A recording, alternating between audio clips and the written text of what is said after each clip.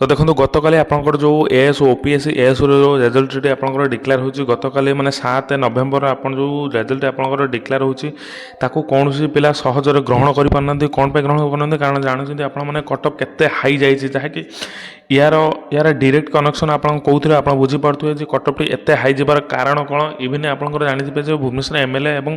बहुत गुटे news channel बहुत गुटे कथा बर्तमान सुधा भाइराल हेलानी आपन हेटार देखि पारथुए मु इथरे जॉब इनफॉरमेशन दउछु तो मु मो तरफ मु कहि दउछु आपन मानकु जे कटअप एते कौन पे होगा तो ओपीएस एस जो नोटिफिकेशन बाहर सर्ट नोटिस था सेक्शनल कटअप आपंकर सेक्शनल कटअप लगे कि ना से ब्रीफली किसी भी लिखाई ना जस्ट आप सेक्शनल कटअप लगे कि न लगे ता विषय कौन भी कैंडिडेट को नोटिफिकेशन से दे नथिले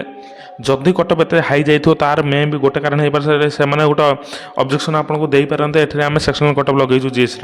रे जो पेपर से देते जीएस बहुत ही हार्ड आसला इवन पिला माने कह 30+ पिला रखा कष्ट होता पिला 30+ रखा कष्ट होता जीएस पेपर 100 ରୁ 30 ରୁ 40 बहुत माने 90% पिला 30-40 भर रखा भी कष्टकर पिला आसाइल आजकल जो नोटिफिकेशन आसी 260 270 पिला भी इवन है मैंने आपण मैंने जानते कटअप कौ रैंक से काढ़ी मैंने पिला मुंड ही काम करूनी कौन करेंगे कौन ना कारण गोटे पिला एत दिन प्राक्ट कर एत दिन पढ़ी एत दिन परिश्रम करके 270+ 280+ पिलांकर हैनी माने कौन सब पिला 300+ रखीदे माने जीएस पेपर पिला 30 ରୁ 40 रखा कठिन हो उठला जहाँकि आपण मैंने देखिए जीएस पेपर क्वेश्चन केते कठिन आसला केते हार्ड आसला जो 1100 पिलांकर नेम अच्छी एथिरे मेरिट लिस्ट जो लिस्ट आपंकर काली प्रोवाइड कराई से ओवरऑल देखा गले 800+ पिलांकर 300+ अच्छी सिलेक्शन 900 पिलांकर ओवरऑल देखा गले 300+ माने रेजल्ट करछंती तने एएस बळिया पेपर जदि पिला 300+ को रेजल्ट करके माने ये प्रीवियस भी केबे हेनी 225 ये प्रीवियस ईयर जाइतला 225 जनरल कटअप जहाँकि जनरल पिलांकर 300+ भी माने 290 पिलांकर जनरल पिलांकर हेनी 290 पिलांकर जनरल पिलांकर हेनी तार कहबी आपण माने जो माने भी एग्जाम देछन्ती जदि आपनकर 230+ बा 225+ अच्छे आपनकर आपण माने ओपीएस ऑफिस जांतु एवं सेठी आपनकर रिजल्ट डिटेल्स जानतु कौन केमती सिलेक्शन होइछि कौन केमती रिजल्ट आछि जदि आपन 230+ होइ ताना आपनकर मेरिट लिस्ट आसीबार संभावना बहुत ही थिला सेटा कोन पय हेनि एवं कोन पय एमती चेंजेस है सेटा किछि भी जानिहुनु कारण 225 रे थि आर्थर जो जनरल जाइतला ताथुर 10 ରୁ 20 मार्क हाईएस्ट बड़ी 10 ରୁ 20 मार्क ही बढ़ी थांदा पिला एठे 290 280 पिला भी सिलेक्शन हेनाते एथरे माने जो पिला एक्सपीरियंस माने 12 घंटा 14 घंटा पिला पढ़ी भी से सिलेक्शन होना 280 270 रखिकी पिला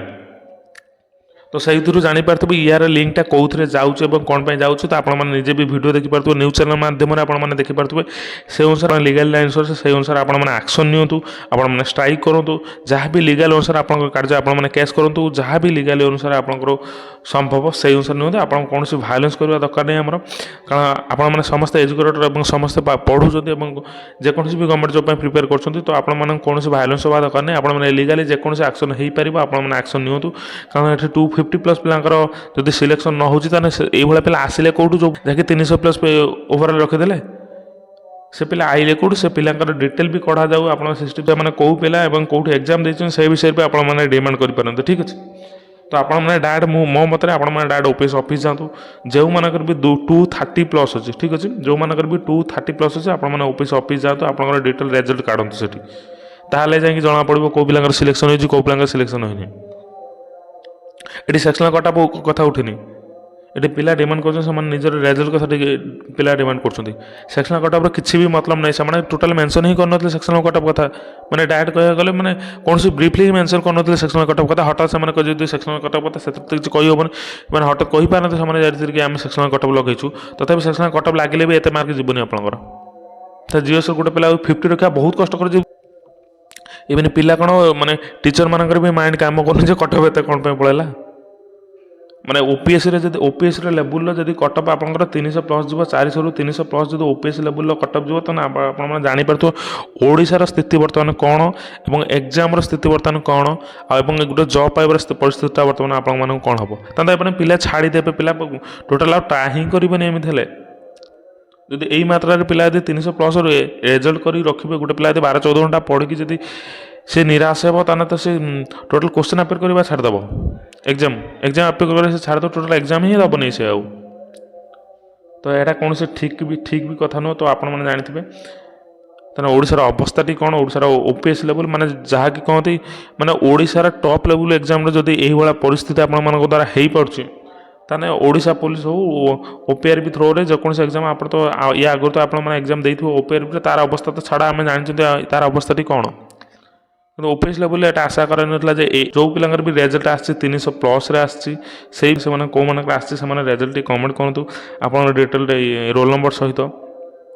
ठीक अच्छे जो पिलांकर सिलेक्शन है जो पिला माने 250+ कि 230+ जो पिला माने दयाकर आप ऑफिस जातु कारण ये आपको शुणा कहीं ना कारण ओडिशा पिला कथा मुझे जानी 2 दिन 4 दिन चिलेबे 2 दिन 4 दिन पर आप ऑटोमेटिक थंडा हो पिला से जानते यही से कर चली या प्रीवियस पेपर भी आप जानते ओपीआरबी हो से जेकोसी एग्जाम हो या प्रीवियस आप हो सारी से तो से अनुसार आप फुल्ली प्रिपेयर होगी जातु से कौन आंसर देवार अच्छे से आप डिमांड कौन रखार अच्छे आप आंसर कौन दरकार और आप रिजल्ट कौन दरकार से अनुसार आप पूरा आप फुल्ली प्रिपेयर होगी डिमांड नहीं जातु ऑफिस ठीक अच्छे तो सेठी आपको लीगली जो जो अनुसार आपको प्रोवाइड करा से अनुसार आप नियंतु कौन भायोलेंस कि इलीगली आप कौन अटेंड करूँ लीगली ही जातु लीगली आप पक्ष रखु से भी पक्ष रखे आप लीगली आप पक्ष रखु और डिटेलटा बुझिक आसतु तो यह अपडेट जहाँकि ओपीएससी एएसओ रिजल्ट काली गत काली 7 नवेम्बर आप जो रिजल्ट आसी टोटाल कहार भी मुंड काम करनी कारण 300+ पिलांकर रिजल्ट आप क्वालिफाई होती 250+ पिलांकर रोल नंबर एथिरे नाही तो मैंने भी सिलेक्शन होती जो लिस्ट आसी 11 पिलांकर लिस्ट आसी से पिला कौ कौ मानकर सिलेक्शन होती विषय किसी भी जना पड़ूनी कारण आप अलरेडी आप र स्कोर और आप नॉर्मल स्कोर से विषय किसी भी ये प्रोवाइड करेनि केवल से डायरेक्ट ही काट देते आप जो मैंने मेरिट लिस्ट अच्छा आम कंप्यूटर टेस्ट बा डीवी जो मैंने मेरिट लिस्ट से डायरेक्ट ही लिस्ट काट देते से अनुसार आप जापे ये किसी भी हो पारे ठीक अच्छे तो से अनुसार आप फुल्ली प्रिपेयर होगी आप जवाब रखु यह आज इनफर्मेशन टी रोची नमस्कार।